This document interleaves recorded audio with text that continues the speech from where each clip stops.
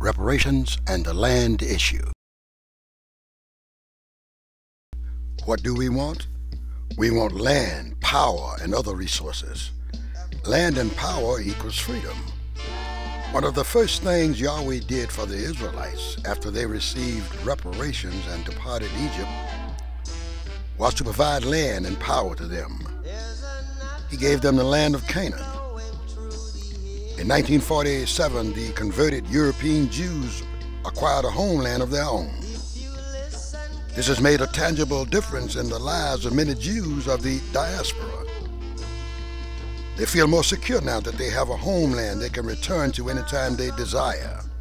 The host can make you feel at home or influence you to feel alienated to the point of consistently feeling like the other, or Ralph Ellison's Invisible Man.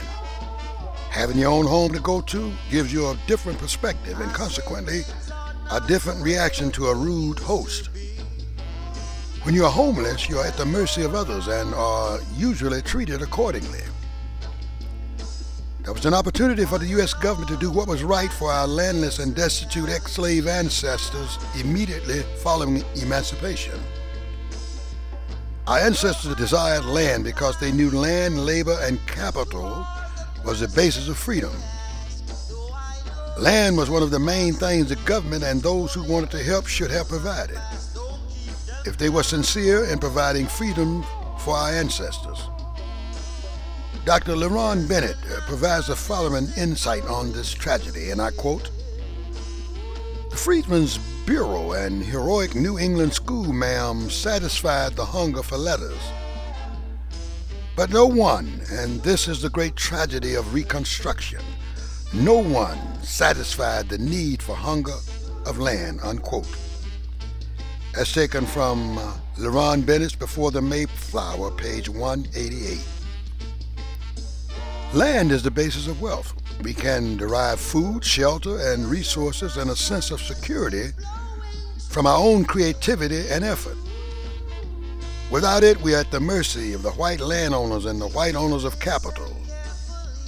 It is this understanding from experience gained since the beginning of time that gave our captive ancestors the hunger for some land of their own. This hunger for a land of our own has flowed continuously in our history. It was the hunger of the individuals immediately following slavery on to Marcus Garvey, to the Republic of New Africa, to the Nation of Islam, various other groups, and millions of our black people. This hunger for land was consistently the focus of our ancestors, who realized that the ownership of fertile land was a ticket out of poverty. They also believed the land they had worked and spilled their blood on for centuries and without receiving fruits of their labor was rightfully theirs. Dr. W.E.B. Du Bois points out for our edification, and I quote, "Again and again, crudely but logically, the Negroes expressed their right to the land and the deep importance of this right. And as usual, here the government played fast and loose because it had two irreconcilable ideas in mind. Thaddeus Stevens and Charles Sumner were perfectly clear.